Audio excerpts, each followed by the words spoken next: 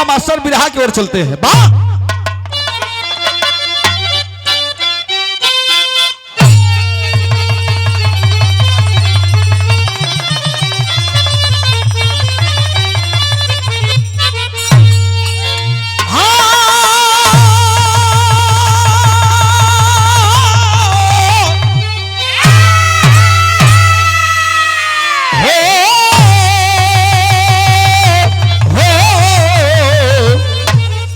बाबा जोगिया हो मोर राम।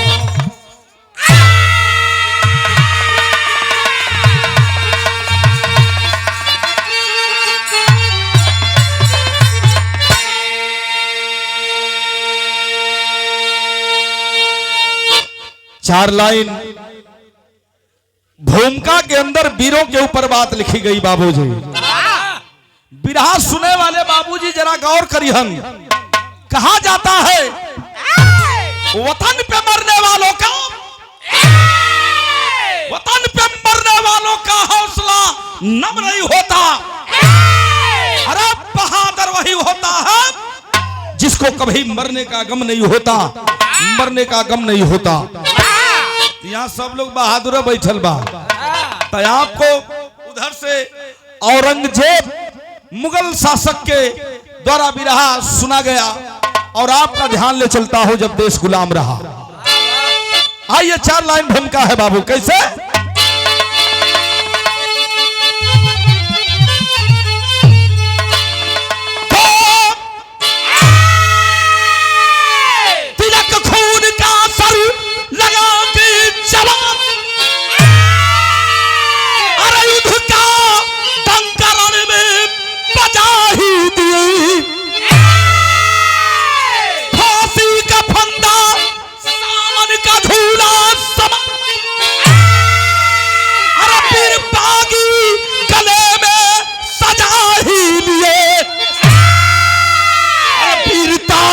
रग रग में ललकारती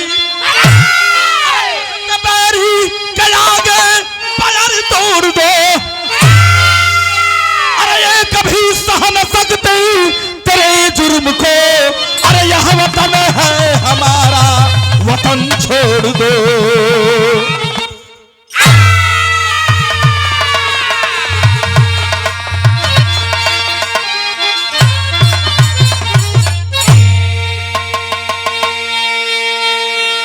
कहा जाता है भुवर पहलवान भैया, जिस ओर जवानी चलती है उस ओर जमाना चलता है। यहाँ एगो कव्वाली का टुकड़ा है, ये हमारी स्पेशल है। कैसे?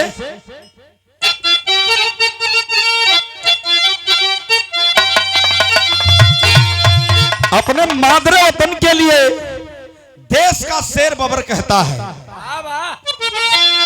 मैं मरूं तो वतन के लिए और जीऊं भी तो वतन के लिए। क्या कहता है?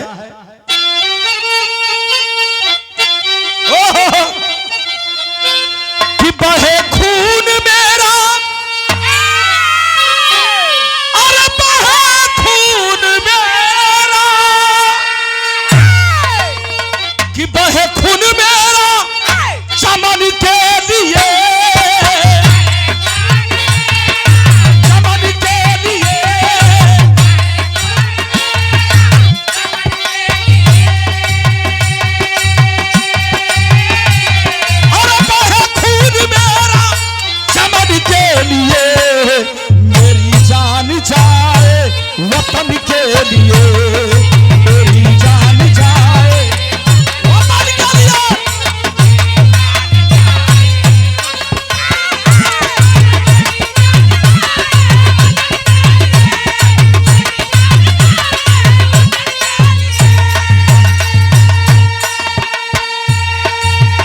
एक बात और करता है मादर वतन का लाल, मैं धरती के लिए, इस आर्यावर्त के लिए मरूं तो कौन सा कफन मुझे मिले। क्या कहता है?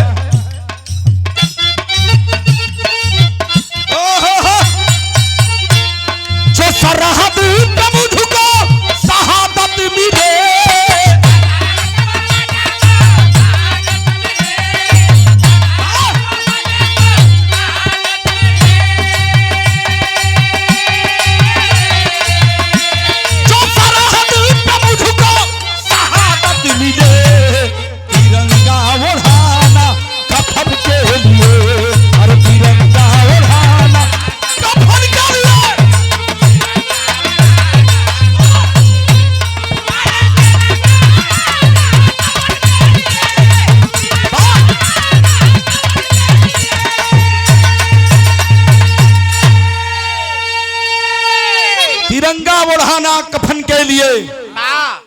यही जोर से हमारे विरहा का कहानी शुरुआत हो गई पंचो। एक फिल्म चलेगी, मेरी कोशिश होगी कि आप सुन नहीं रहे हैं, पर्दे पर फिल्म देख रहे हैं। फिल्म चली 25 से 30 मिनट। अब मास्टर तो हर से जौहरी सुनना है आप लोग दोनों, स्वर्गीय बुल्लू गुरुजी का, स्वर्गीय रामदेव गुरुजी का। स्वर्गीय बुल्लू गुरुजी कैसे गाँव है? जब वो गाँव है, जब वो गाँव है तो रस रह टप टप रस चुए। जौहरी कैसे कहे, कैसे कहे?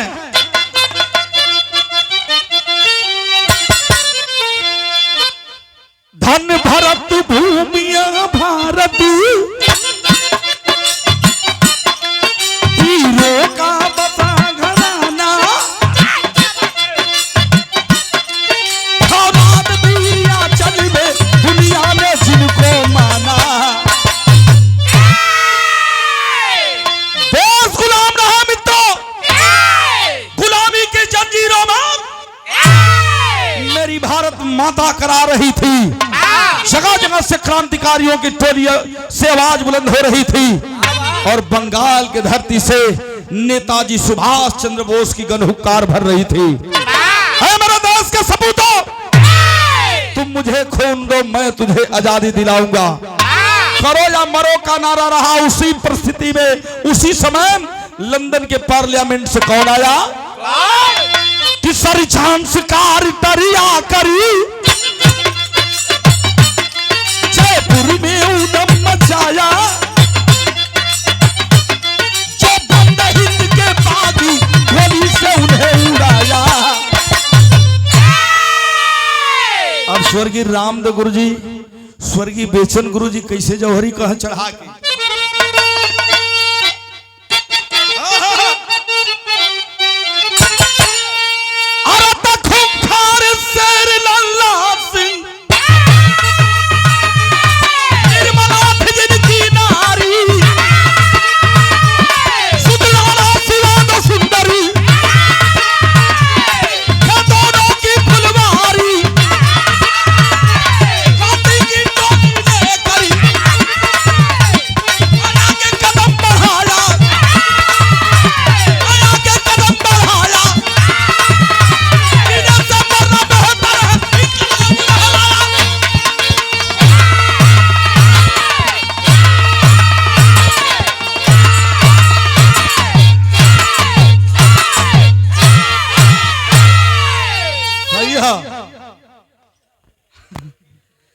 एकर नाम वीर रस।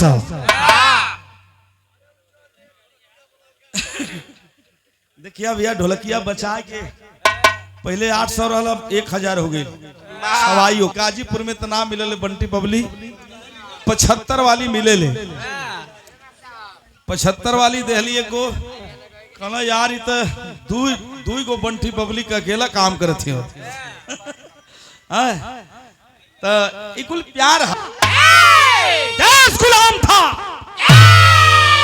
गुलामी के जंजीरों में मेरी भारत माता करा रही थी। पहले ही बतौली करो या मरो का नारा रहा। उस परिस्थिति में लंदन के पार्लियामेंट से एक अंग्रेज आया, जौने अंग्रेज का नाम सर जॉन कार्टर बतलावल गई।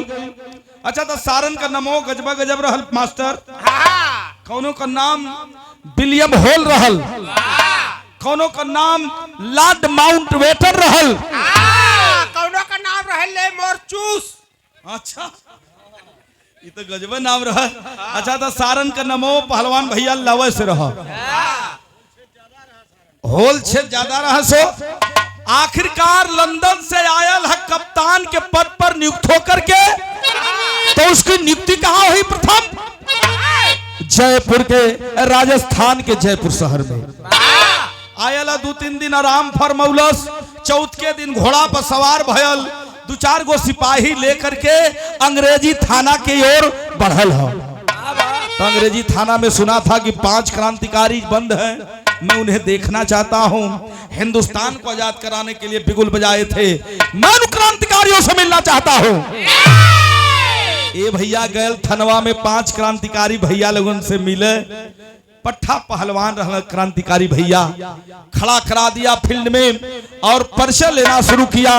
जब परिचय लेवल शुरू कैले सो भैया अपने बगल से खोसले है पिस्टल और पिस्टल निकाल करके 5 क्रांतिकारियों को मौत के घाट उतार दिया। अरे बाप रे बाप, हल्ला मच गया राजस्थान जयपुर में। का कसूर रहल, कानूनी कार्रवाई करना चाहिए था, लेकिन नीच कमीना पापी हमारे 5 पहलवान 5 क्रांतिकारियों के मार दहलस। वही कर रहे वाला हमारे बिरादरी का लोग कहीं कहीं पहलवान भैया चौधरी लिखलन, अहिर बिरादरी का लोग कहीं कहीं चौधरी, राजस्थान में चौधरी लिखलन। वही कर रहे वाला गरीब है, किसान है, लेकिन पहलवानी कर रहा था, अपने देश को आजाद कराने के लिए बिगुल बजा रहा था। नाम क्या है? लल्ला सिंह यादव। गल में खेते कुछ काम करे और खेते कुछ काम करे। एगो 18 साल का लड़का दौड़ल आयल, रोवे लगल, कल से पहलवान भैया, ए पहलवान, पहलवान कालन के रे बाबू काहे रोवत हुए, का बात है? कहां फथा रोवत हो? लड़का कलत भैया जो थनवा में 5 क्रांतिकारी पहलवान बंद रहलन, हाउ अंग्रेजवा आयल, 5 भैया लोगन के मार दहलस। अरे बाप रे बाप, खड़ा भइलन पहलवान त कसम खैलन, खून का बदला खून से लिया जाएगा। यहाँ गीत लगल है मालिक, कौन गीत बा?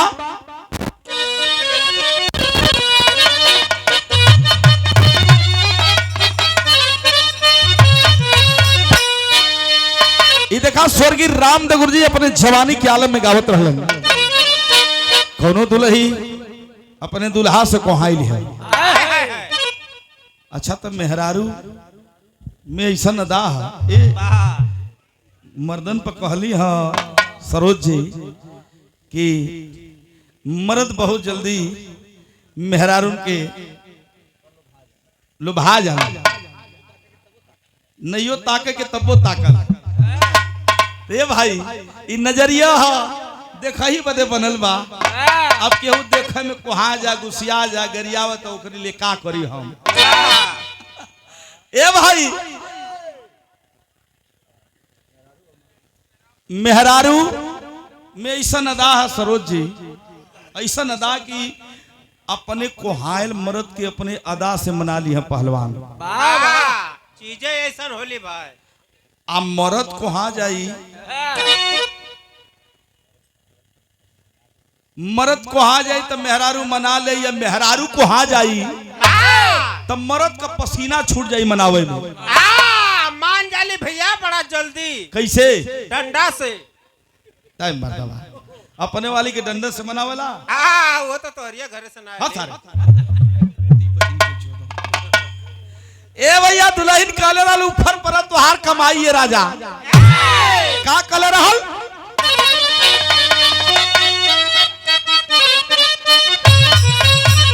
कहले रहल कि हमारी पैजेब हो, अरे हमारी पैजेब राजा हीरो जनादा, अरे तो झूलानी पाउडनी, अरे झूलानी पाउडनी और जो जिया उड़ादा, हमारी पैजेब राजा हीरा जनादा। पहलवान लल्ला सिंह चौधरी 10 जवानन के तैयार कैलन, और तैयार कैलन 12 बजे रात के गैलन तक गैलन कहा? अरे तो लगाई दी हम हो, अरे लगाई दी हम बागी आगी थनवा में।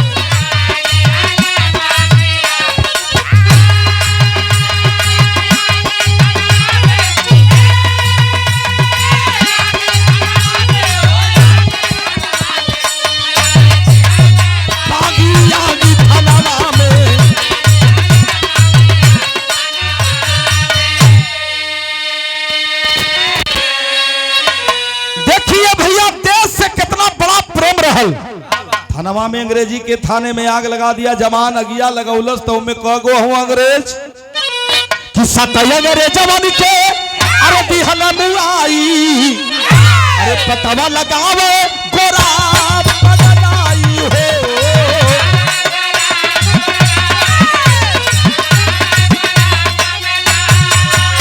अरे दिनवा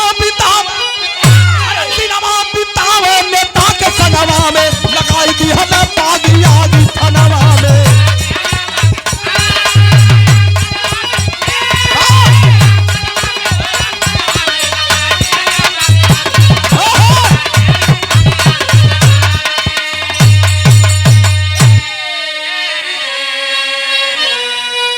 बारे हमारे पहलवान भैया पहलवानी भाव पर, पहलवानी अंदाज में हमारे राम विलास यादव उर्फ भुंवर पहलवान भैया के ओर से वाह। पहलवान लोग बैठल बा, पहलवान लोगन के धरतियों हो, बारे मऊ के धरती।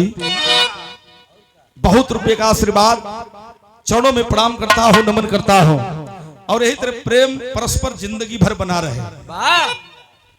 ए भैया 7 अंग्रेजन के मरलस, अंग्रेजी थाना में आग लगा करके वह गरीब का बेटा पहलवान लल्ला सिंह चौधरी घर को नहीं गया। आजाद हिंद फौज के नेता सुभाष चंद्र बोस के शरण में गिर गया।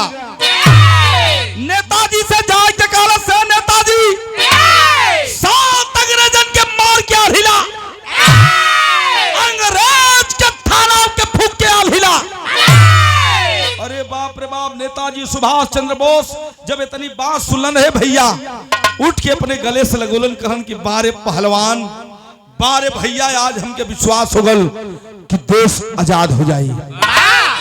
एहर का बात एहर छोड़ा, ये पंचो, जहां वफादार पैदा होता है वहां गद्दार भी पैदा होता है। 1000 मोहर का इनाम अंग्रेज रखवा दिया था, कहा था कि पहलवान को जो जिंदा पकड़वाएगा उसको 1000 मोहर ब्रिटिश सरकार इनाम में देगी। एगो गद्दार सोचा था कि 58 54 1 नया 2 नया कहिया ले कमाई, 1000 मोहर, बाप रे बाप, अगर मिल जाई मुखबिरी कैला पर, गद्दारी कैला पर, तो एक कप पुहुस ना 7 पुहुस हमार बैठले खाई आ धन उड़ाई ना। गैल अंग्रेज के बंगला पर कलश की किसको खोज रहे हो सर? कहा कि लल्ला सिंह चौधरी पहलवान को खोज रहा हूं। जानते हो कलश साहब जानत थिला, वो तो आजाद हिंद का फौजी हो गया, नेता सुभाष चंद्र बोस का सिपाही हो गया। लेकिन ये सरकार घरवा बड़ी सुघर दुल्हन बा, दूगो छोट छोट लड़का हुआ, गिरफ्तार कैले बा तो तोहरे शरण में गिर जाई। अरे बाप रे बाप, इनाम दिया उस गद्दार को, कहा जाओ, मैं सुबह जाऊंगा और गिरफ्तार करूंगा उसकी पत्नी को।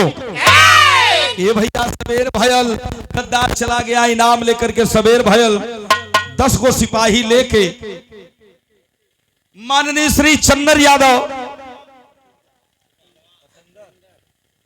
सतेंद्र यादव, अच्छा सतेंद्र यादव भैया का पिताजी, हमारे धर्म का बाबूजी, पहलवानों के पहलवान, देखा 1 नंबर का लठमार हो, हाँ 1 नंबर का गोजीबाज। घी पोताला न दादा गोजिया में, हाँ डलडा का 5 गो भैंस सही, वाह। 100 रुपए का आशीर्वाद, बहुत बहुत प्रणाम करता हूं, नमन करता हूं। आखिरकार बाबूजी 10 गो सिपाही लेके घोड़ा पर सवार होके अंग्रेज पहलवान के घरे कूच के दहलस।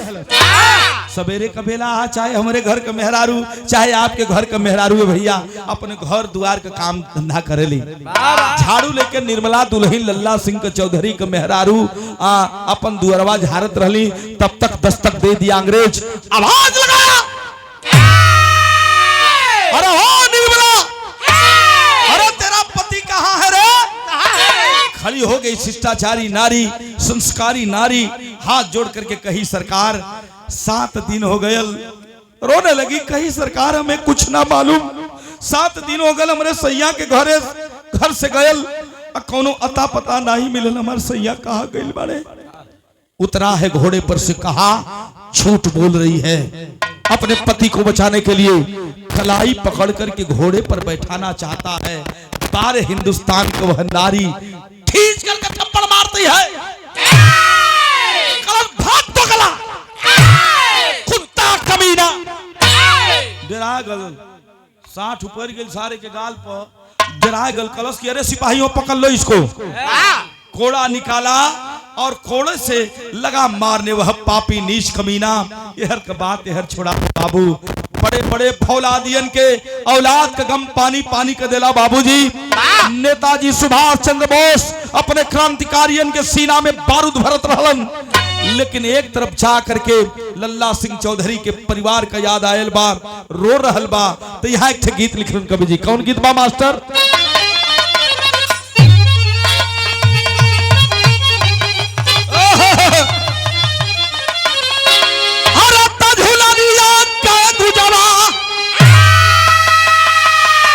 यहो गीत के स्वर्गीय रामदेव गुरुजी अपने जवानी के आलम में मचल के गावत रहलन। कोनो दुल्ही कहले रह अपने दुल्हा से, अरे दुल्हनिया का गुजरा और टूटल रोज, अरे जवनिया में गड़िया छूटल राजा।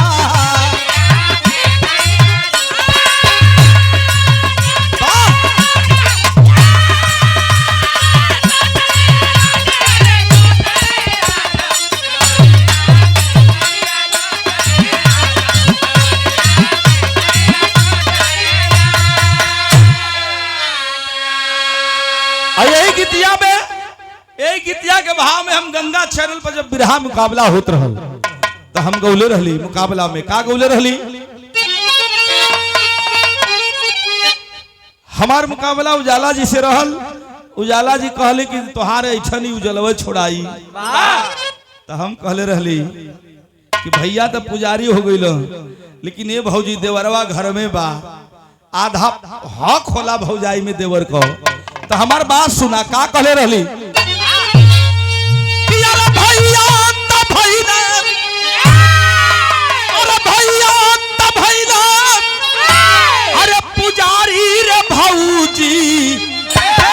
अरे तोहार गजरा के निहोरी भौजी,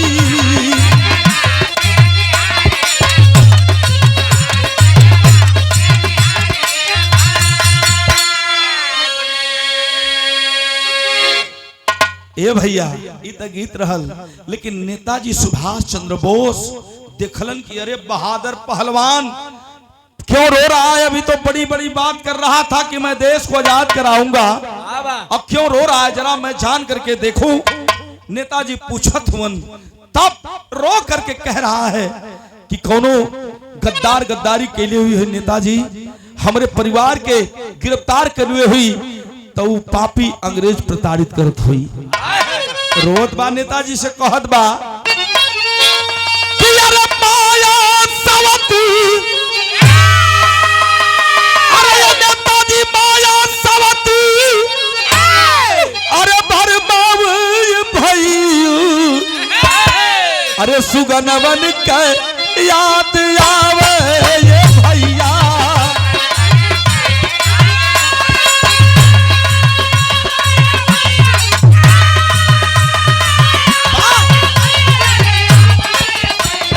सुगनवन के याद आवे ये भैया।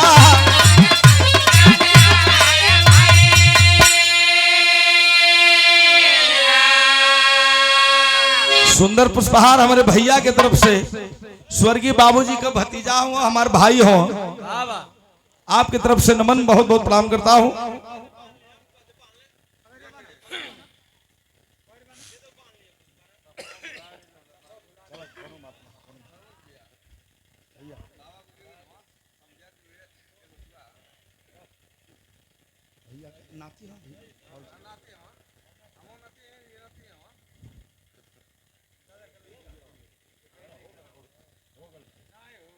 हो गल बहुत बहुत धन्यवाद। और ये सुंदर पुष्पहार, सुंदर स्वामी अड़गलानंद महाराज का यह प्रसाद अखिलेश भैया के देले रहन, वो प्रसाद आज भी कायम है। पगड़ी बांध करके सुंदर पुष्पहार यह हजारों रुपया दे करके हमारे बड़का भैया श्री अजय यादव, जो स्वर्गीय बाबूजी का दादाजी का नाती हो, कहल गली बा होनहार बिरवान के हो चिकने पात। खानदान परिवार का देश का नाम रोशन करा भैया। अजय भैया के प्रणाम बा, स्वर्गीय बाबूजी के दादाजी के चरणों में प्रणाम बा। और राहुल यादव भैया के तरफ से सुंदर माला, लेकिन पैसा ना दिला तो बुला गला। और 200 रुपया पुनः प्यार मिला हमारे छोटे भाई रणवीरपुर मऊ से श्री जसवंत यादव भैया जी के द्वारा बहुत बहुत प्रणाम करता हूं, नमन करता हूं। सब भैया लोग प्रणाम बा, नमन बा। और माई बहन लोग भी बैठल ही, तो आपो लोग बाबूजी के दादा के याद में, उनके सम्मान में आपो लोग का भी दर्शन होकर के चाहिए। हाँ, ना पैसा होखा तो गेहूं चाउर पहुंचा दिया। अच्छा ठीक है। दूसरे भिकमंगा भी आल हो बोरा वोरा लेके। वही से बुरा मत मनिए आप लोग, काहे से कि स्वर्गीय बाबूजी का आत्मा आते रही है। 13 दिन तक घर के इर्द गिर्द घुमा करती है आत्मा, इसके बाद चली जाती है। तो बाबूजी देखा तो कि दूधू को गवैया आयल बना खेत देत बा के ना देत बा। तो आज का टाइम है ना, हमन दोबारा आवल जाई। अब आवल जाई तो कोनो दूसरे मौका पर। तो बहुत बहुत प्रणाम करता हूँ, नमन करता हूँ। नेताजी सुभाष चंद्र बोस कहलन, अरे पहलवान तेरे ऊपर तो 1000 मोहर का इनाम रखा है साला। और जानते हो अंग्रेज बड़ा चतुर है, अगर ऐसे जैबा मिले तो तोहरे सीना में गोली मार दे, या तब फांसी के फंदा पतों के झुला के मार दे साला। नेताजी सुभाष चंद्र बोस पढ़े लिखे लोग बैठे हैं, नोटिस करिएगा मेरी बातों को। नेताजी सुभाष चंद्र बोस भेष बदलने में बड़े माहिर रहे। नेताजी कहलन पहलवान से, सुनो पहलवान, कि जाया बच के खोजे हाउ अंग्रेज बेईमानवा, अरे जोगिया का भेष बनावला छवनवा।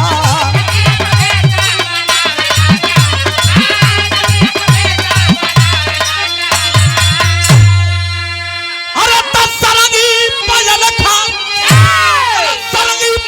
खा जगावा ये भैया, सुगनवन के याद आवे ये भैया।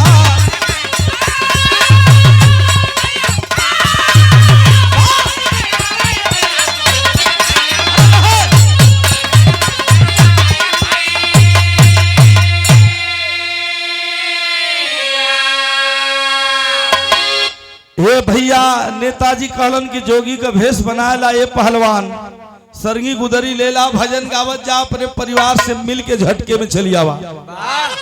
देखा सरोज जी, अब देखा ये जोगी बने चला था देश का नायक। कहते कि जोगी बाबा तो देश के लिए हम तो कलाकार हैं। कलाकार कभी पागल बन जाता है, कभी प्रेमी बन जाता है, कभी साधु, कभी जोगी, कभी बलात्कारी भी बन जाता है। अच्छा, आसाराम बापू राम रहीम का नाम लेते हुआ, इनका इशारा राम रहीम आसाराम बापू जी की ओर। अरे फिल्मिया में ना गदरवा करे ना तू, उन्हीं के चेला हम मठ से भगावल हुई। अब तो अरे घरे लपटल है साले। ए भैया, नेताजी कहलन जोगी बन जा, भजन का बच जा। तुरंत भेष बदलन है, नकली दाढ़ी, नकली बार, नकली मोछ और गेरुआ वस्त्र और सरंगी गुदरी दे के आ एक झोलरी में चावल आटा डालुल दहलन कलन। सूर्यास्त होने वाला है। जोगी का फकीर का नियम होला, रमता जोगी बहता पानी। जहाँ साजू है बिहान भोजन बना के अपने परिवार के खिला दिया, काहे से कि 1 हफ्ता से ऊपर हो गल है, पापी अंग्रेज भोजन नहीं दिया होगा तेरे परिवार को। भजनिया गावत कौन चलल है पहलवान बारे भैया, यह भजनिया गावत अपने परिवार से वह क्रांतिकारी पहलवान लल्ला सिंह चौधरी चला है। गावत हवन की माई का ही अरवाय अपना, माई का ही अरवाय अपना, लाल से जुड़ाई हो, माई का ही अरवाय अपना।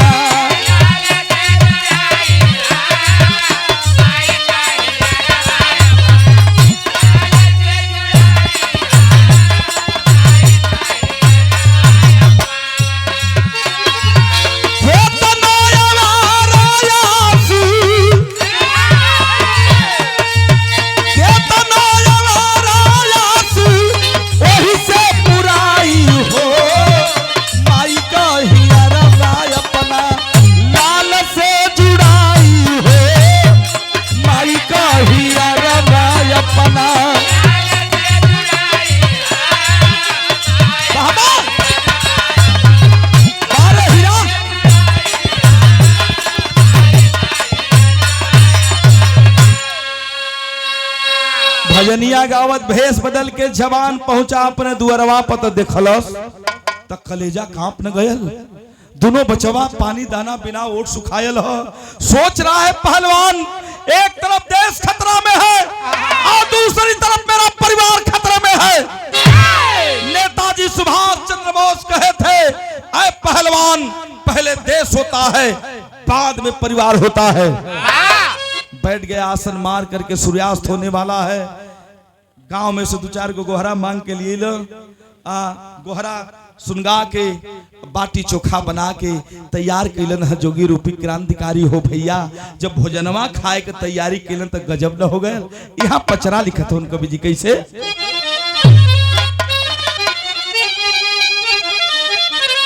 माई बही लोग गावली पहलवान भैया बड़ा सुघर लगेले, बड़ा सुहावन लगे।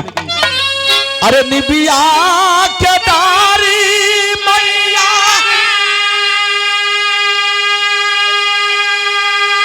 अरे निबिया के डारी मैया, अरे डावली छलुआ उक झूली झूली ना। इत गीत बा, लेकिन भोजनवा जो ही कौरा उठा के खायल चहलस जोगी रूपी क्रांतिकारी। तबले दोनों बचवा राणा शिवा रोत पहुंचलन कलन के बाबा 8 दिन हो गल खैला बिना, हमार बाबूजी पता न कहाँ चल गिलन। अंग्रेजवा हमन के गिरफ्तार केले बा, हमनी का का कसूर बा कि खाना मंगले पर सुखाई लोटी आ पानी मंगले पर गंदा पानी पियावत बा। कलेजा कांप गया। जोगी रूपी क्रांतिकारी का बचवा पहचानत ना हो कि हमारे पापा आयल होन, लेकिन क्रांतिकारी अपने कलेजा के टुकड़न के पहचानत बा। तब भयल का कि बनाई के भोजनवा बाबा,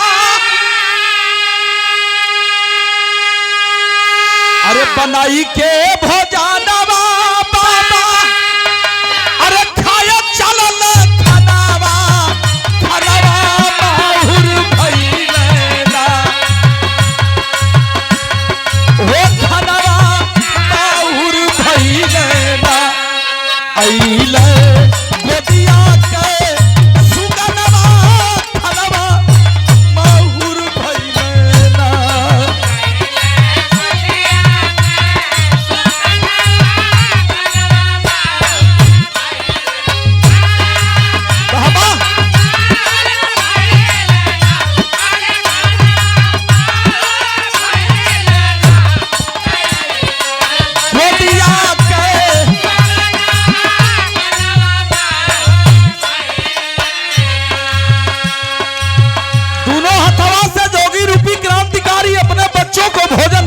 था तब तक निगरानी करने के लिए वह अंग्रेज आया कि अब पोल खोल देगी, कोड़े से मारा हो, डर करके उसकी दुल्हन पहलवान की दुल्हन बता देगी।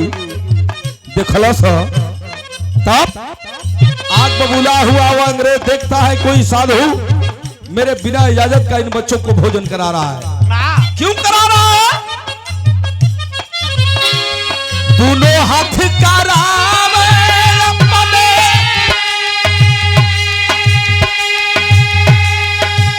दोनों हाथ करावे अपने सुगमन के भोजनवा, खनवा माहुर खनवा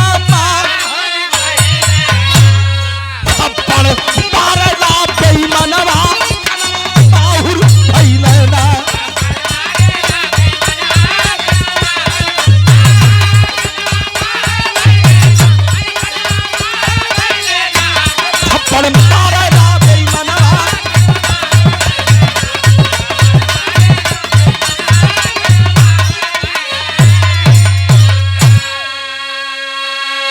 ये भाव पर बड़े भैया राम प्रवेश यादव आदरडी महू से 100 रुपए का आशीर्वाद बहुत बहुत प्रणाम करता हूं। कलेजा पिघल जाई बाबू हो।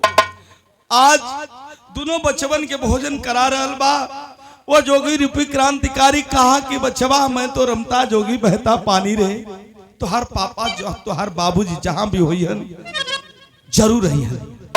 अंग्रेज देखा कहा कि रे साधु तेरी इतनी मजाल, मेरे गुलाम को तो भोजन कराया है कहाँ का रहने वाला है, कुछ दाल में काला जरूर है। खींच के थप्पड़ राणा बड़का बचवा के मरलस, माई के गोदी में जाके समा गए। बेहोश पड़ी है निर्मला, कोड़ों से मारी गई है। बाबूजी अपने मम्मी के जगावत आए, माई जाग रे माई, भोजन करावत रहलम बाबा को, हमन के भोजनो ना करे दिलस, पापी मार दिलस थप्पड़ से। और इधर सिपाहियों को आदेश दिया कि जोगी रूपी क्रांतिकारी को पेड़ में बांध दिया जाए। कर्नल का मेहरारू, अच्छा, कर्नल साहब की धर्म पत्नी जी, 100 रुपये का आशीर्वाद बहुत बहुत प्रणाम करता हूँ, नमन करता हूँ। पति पत्नी का रिश्ता अनमोल रिश्ता होता है, रिश्ता में कबो दरार ना हो, ये मेरी कामना हो। पहलवान भैया, ए भैया,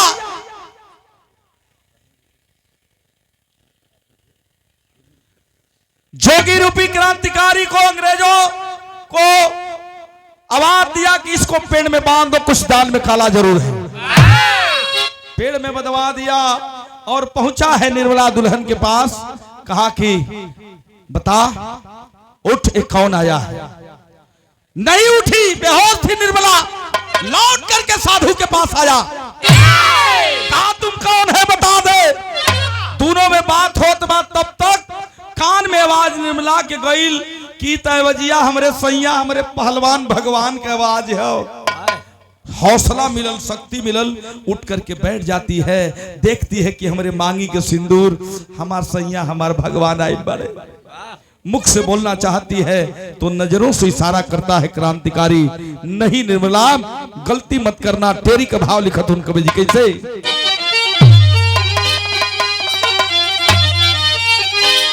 अरे कहलन की बचाई के माई के लजिया,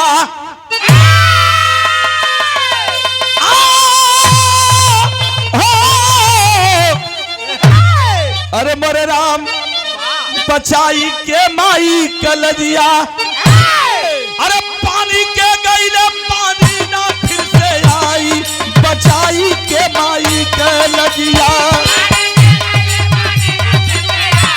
अरे है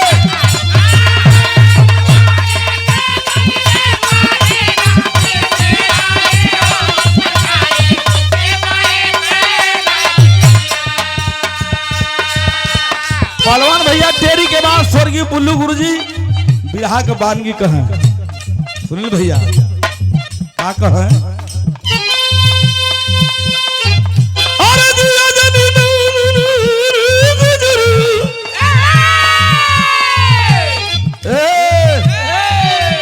अब गुर तुर बारी रे मरिया,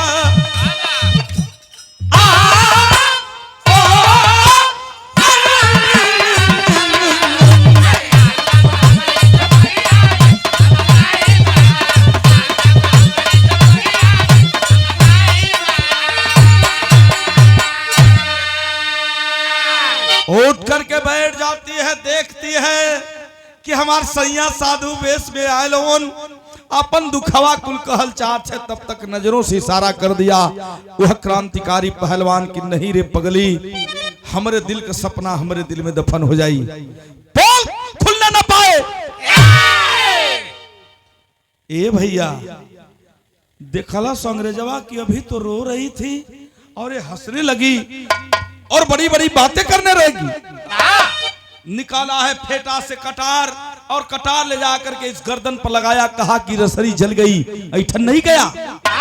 किस भगवान की बात कर रही है तू? कौन आया है बता? और आया भी है तो मैं सुना हूं कि भारत में भगवान मिलते हैं तेरे। मैं तेरे भगवान को देखना चाहता हूं, दिखा। सरोज यादव जिगनी, राहुल यादव देवर भैया की तरफ से 100 रुपया, बहुत बहुत प्रणाम बा, नमन बा। दिखा अपने भगवान को। कलश निर्मला हंस करे, पापी नीच कमीना सुन ले, ये हमारा भगवान ना, ये तोरो भगवान आयल हो। अरे गुस्सा में लाल अंग्रेज कटार निकल ले बा।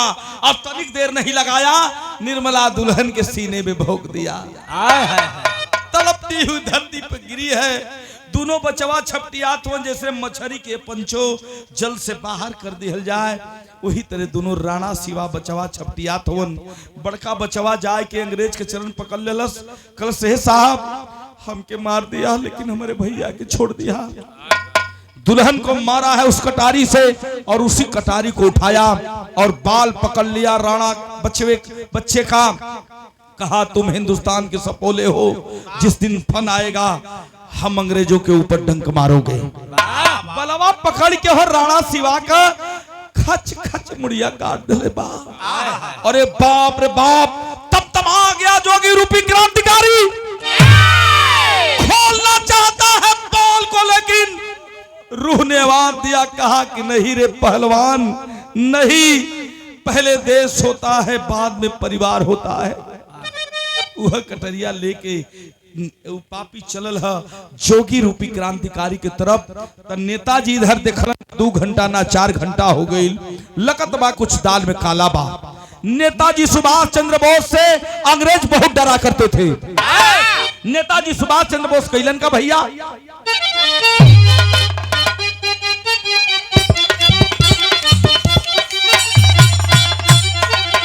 अरे देखा तब ले यही क्रांतिकारी सुभाष बल करिया हो नेताजी।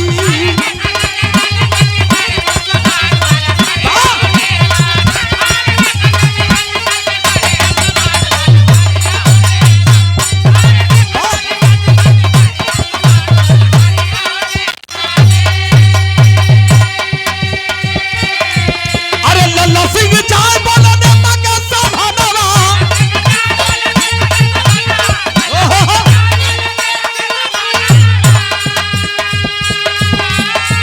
अरे सब कुछ लुटाई गई देश के कराना हो।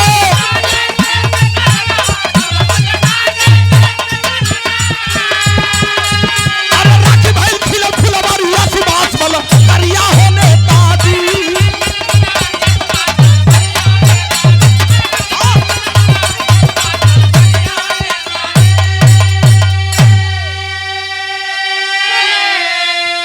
अरे बाप रे बाप, नेताजी देखलन कि 3-3 गो लाश खून का धारा बहत है दरवाजे पर।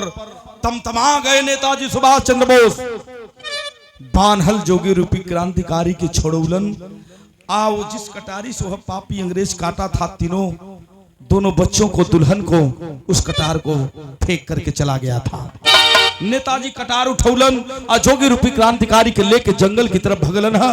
जंगलवा में जाके नेताजी के चरण पर गिर के रोवत बा, कल से नेताजी हमारे सामने हमारे पत्नी हमारे दोनों बच्चों के मार दिल, सब कुछ ना कपौली। नेताजी सुभाष चंद्र बोस गुस्सा में लाल हो गए, कहे कि अरे पहलवान जब से आइल वाला तब ले रोता वाला, अरे तेरे बस की आजादी नहीं है। देश के लिए लाखों लाखों कुर्बानियां हुई हैं, मेहरारू मर गई, 2 बचवा मर गए तो रोवत हुआ, जा अंग्रेज के अधीन हो जा।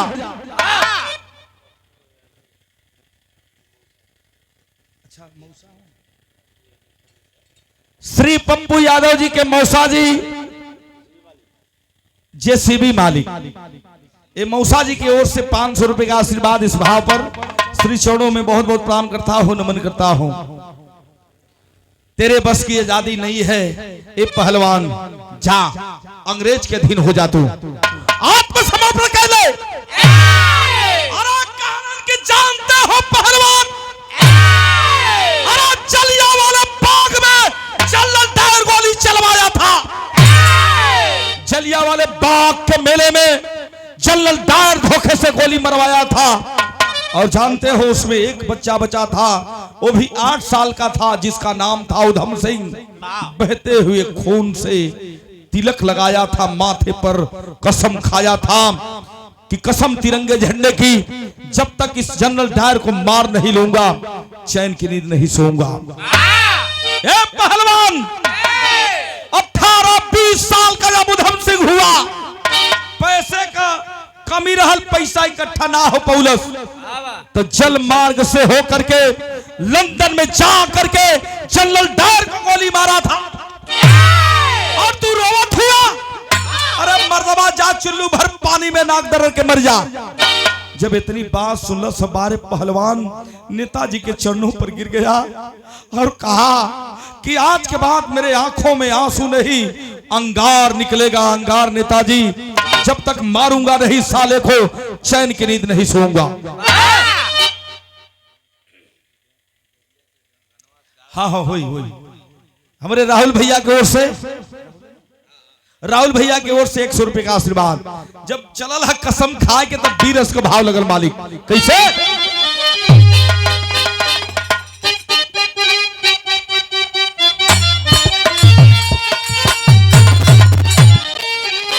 अरे नाच जखमी शेर के सीने, नाच जखमी शेर के सीने, तूफानवा हो चयनवा, नाटी कैलस बेमनवाना।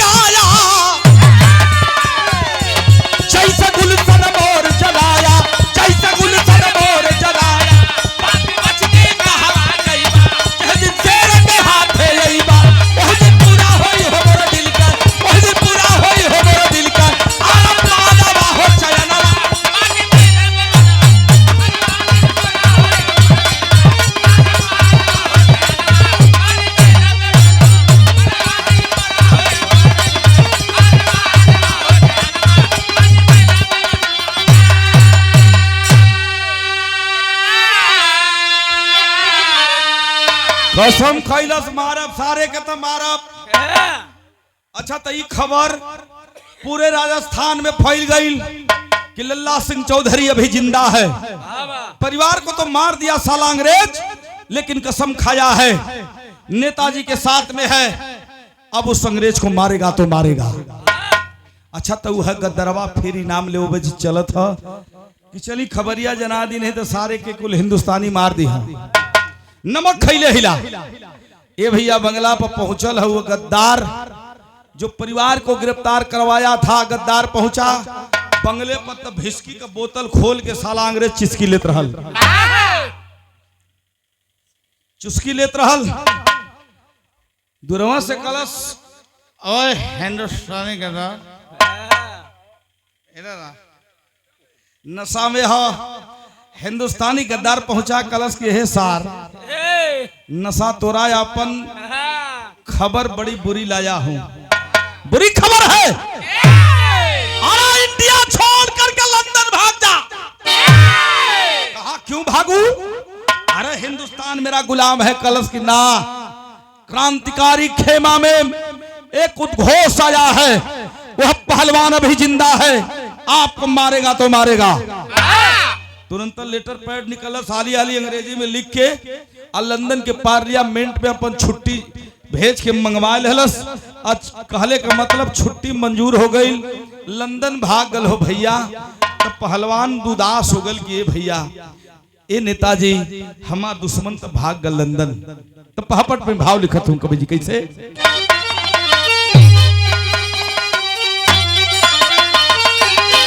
अरे फांसी भंवरी में,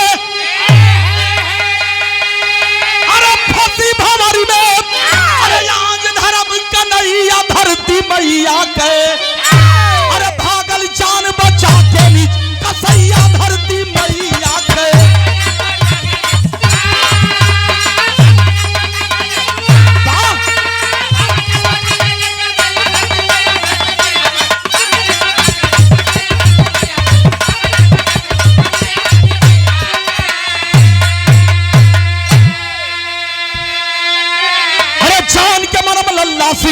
अरे हरा ना ही मतिया हो, 5 साल के बाद फिर से आइल बाउज पतिया हो। अरे छपल खबर स्वागत का रखल समैया धरती मैया, अरे करत गर्जना लल्ला सिंह, अरे लड़वैया धरती मैया।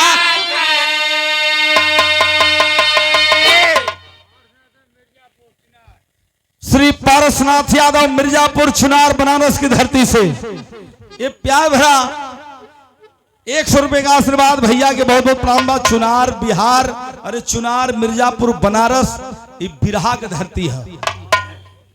सोनभद्र एहर क्षेत्र में अमन 20 दिन गावल जाला, तब 35-40 दिन सोनभद्र मिर्जापुर बनारस में। सरोज यादव जिगनी से 100 रुपया बहुत बहुत प्रणाम करता हूँ, नमन करता हूँ भैया के।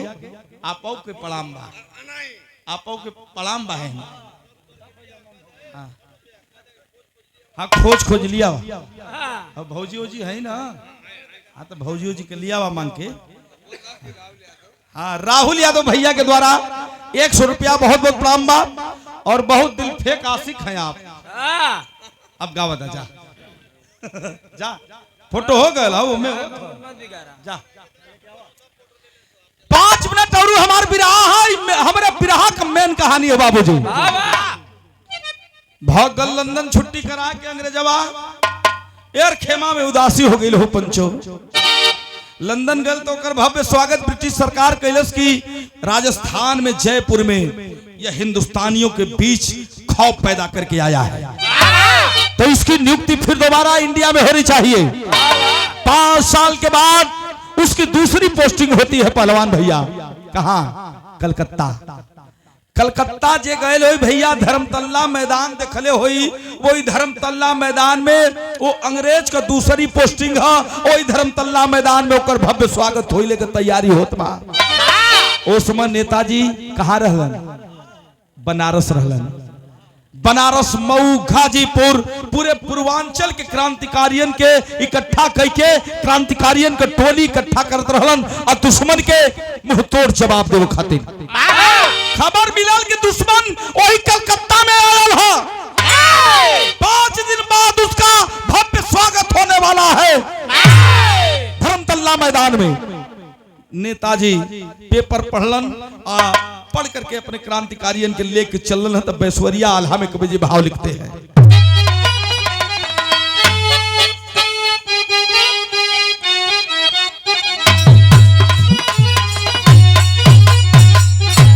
अरे बच्चा से पढ़ी कर यान का कीमत, अरे कीमत समझे पानीदार।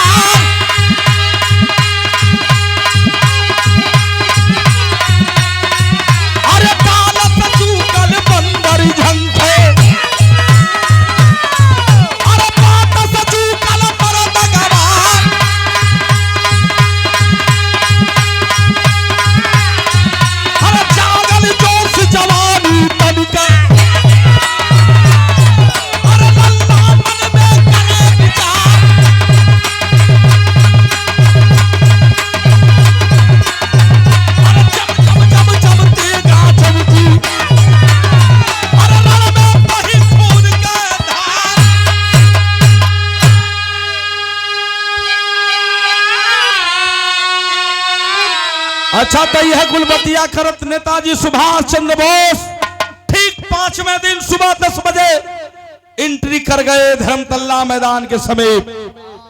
अब हजारों भीड़ के जुमावड़ा होत बा कि नया कप्तान आयल है, चल के देख लिहल जा। मंच लगल है और अंग्रेज आया, मंच पर आसीन हुआ। नेताजी कहलन भारी भड़कम भीड़ है, अब साला भाषणबाजी करने वाला है। रुको क्रांतिकारी जवानों, मैं 6 की 6 गोली साले के सीने में मार करके आता हूँ।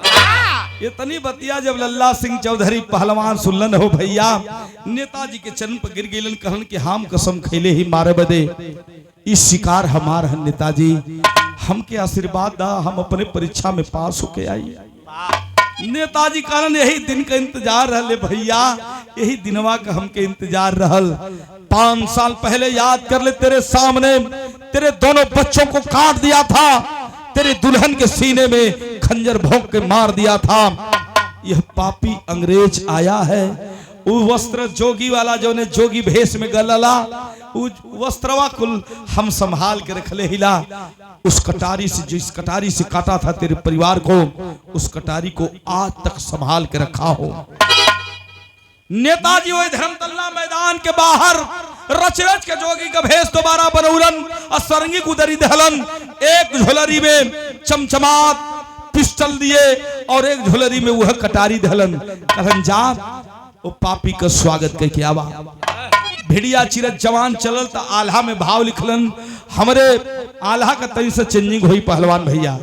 हमारे गाजीपुर का आल्हा गवैया हनीफ दादा अपने जवानी के आलम में भी गौलन, अपने पुरानी बृहद्दा अरे बुढ़ाई में भी गौलन, बड़ा मचल के गौलन। का गौलन?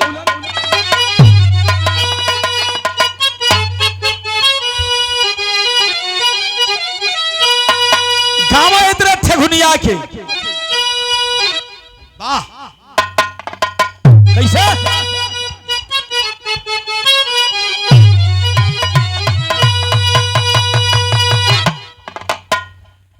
कैसे गाँव है?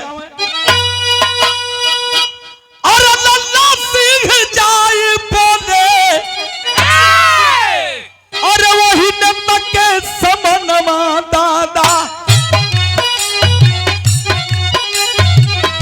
जवन पापी कैलस मोरा दिल सन हो उजाड़।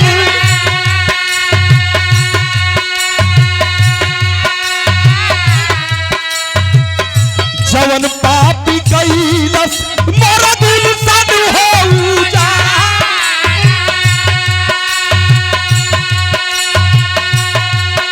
अरे मौत प्यारा राया जी सर के समनवाए पंचो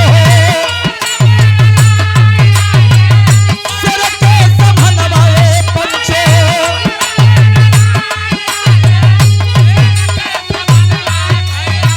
पलक रहत बैरी का अरे सहाई नाही। पलक रहत बैरी का अरे सहाई नाही। अरे हाथ में सरंगिया करके करुआ बसनवाए बाबा करुआ बसनवाए बाबा।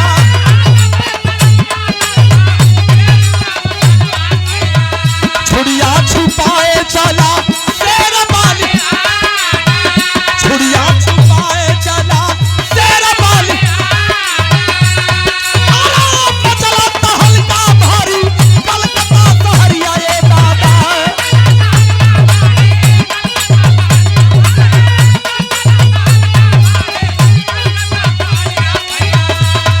आराम भिड़िया पार जुटे बड़ा बेईमान।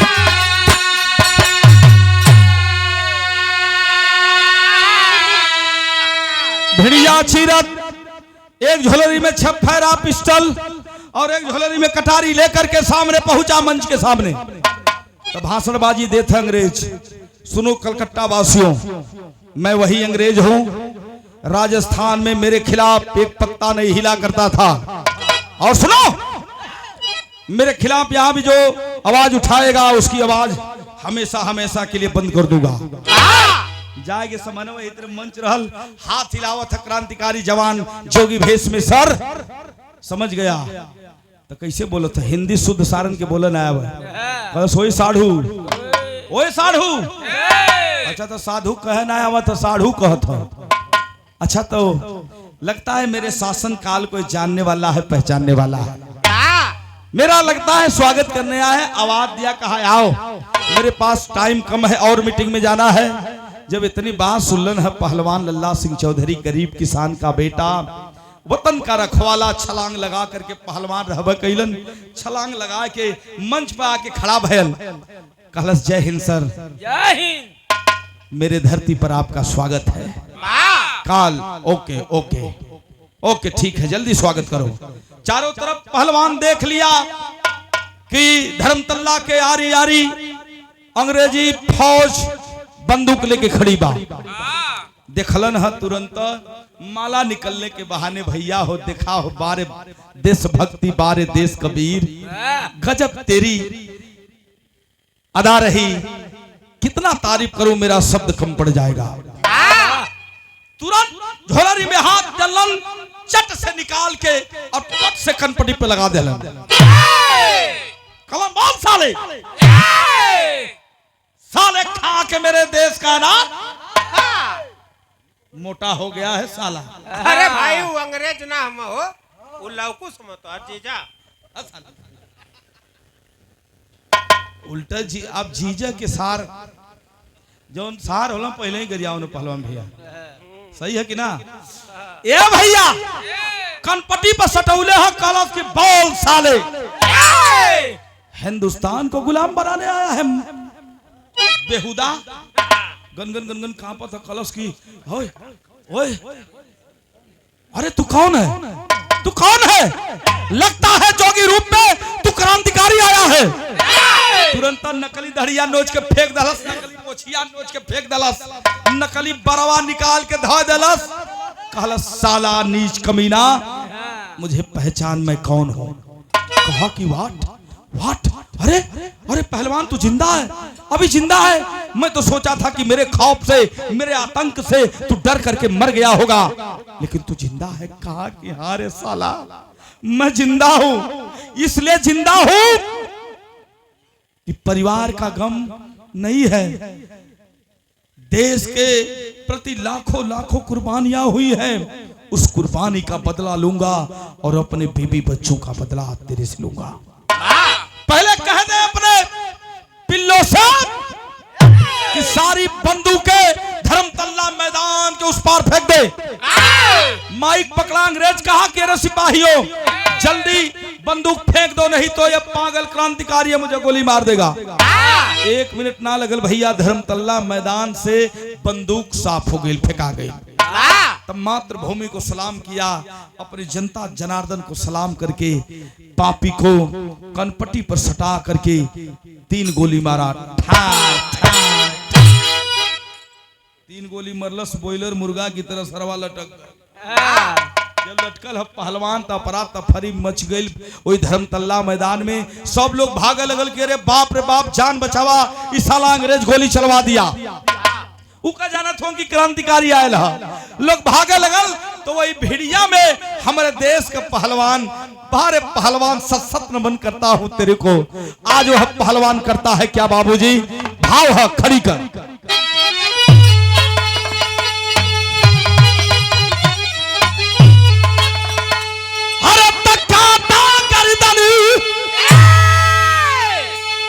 बॉयलर मुर्गोन के जब काट देना मुर्गवा काटे वाला तो तनी तनी हचका न सो, अब गोली लगल है 3 गो सारे के हुचकत है तनी तनी, अभी परान है। तब तक दूसरी झोलेरी से कटारी निकाला वह पहलवान और झोंटा पकड़ है सारे का बार, आ तुरंत कटार गर्दन पर लगाया। बाबू तो भाव है कैसे? अरे तक्का ता गर्दनी, अरे काटा गर्दनी, अरे पापी का चला के छुड़िया, अरे भागल देश का जवाना हो उठा के मुड़िया।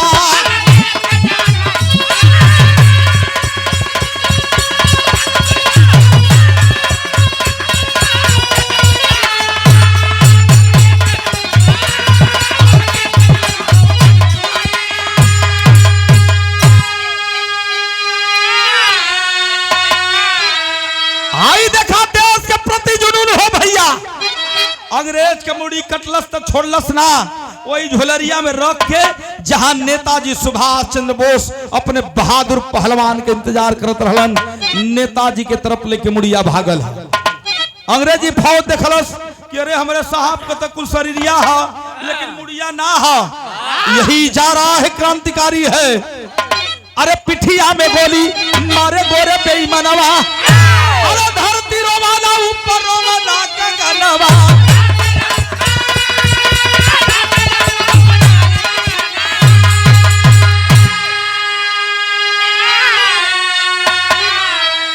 हाय हाय लेके मुड़िया नेताजी के पास पहुंचल। नेताजी देखलन कि हमार बहादुर पहलवान आ गए, दौड़ करके गले लगाए और पीठी में गोली लगल है, खून का धारा चलत है भैया। नेताजी कहलन कि ये पहलवान तो के दुश्मन को गोली पीठी में लगल हो, तुहार इलाज कलकत्ता के हॉस्पिटल में कराई, पहले के बाद बात हुई। कहला सर पहलवान की ही नेताजी हम तो तोहरे बदली आली, देखी हम परीक्षावा में पास भैली की फेल नेताजी, वह टप टप टप टप झोला से खून चुअत हो। अब पापी अंग्रेज का मुड़िया थमा देलन झोलवा समेत। नेताजी देखलन झोटा पकड़ के मोड़ी अंग्रेज का बाहर निकलन, धरती पर पटक दहलन, पटकलन है तो लाते से मरलन फुटबॉल की तरह। अंग्रेज का मुड़ी फेंका गई। बाहों में भर के अपने पहलवान से रोवत हो नेताजी, अब हमके विश्वास हो गल है पहलवान कि हमार भारत माई आजाद हो जाए। अब तोहरे देख रेख में ये भारत माई आजाद हुई है। नेताजी से रो करके कहा, नेताजी समय ना देरी हो गई, स्वर्ग में हमारे इंतजार, हमार दुल्हन हमार दोनों बचवा स्वर्ग में इंतजार करत हो, हमके जाए के पड़ी। लेकिन एक वचन देना होगा नेताजी, भारत माई के आजाद करे बाना।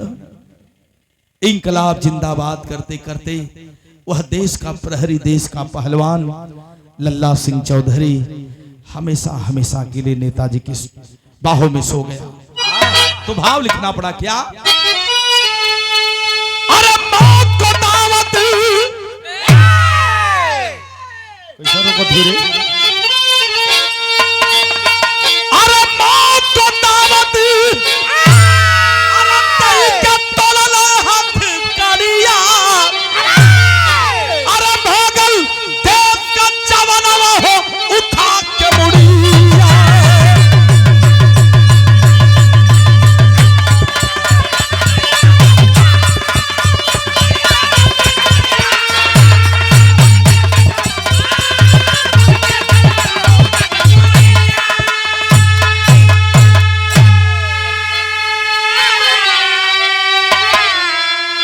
मारे के 10 रोजे लोग मरत बा ये पहलवान भैया, लेकिन जो देश के लिए मरता है वह लाखों नहीं करोड़ों में होता है। ऐसे वीर बाकरों को सशक्त नमन करता हो, नमन करता हूं ऐसे माता पिता को। आखिरी भाव,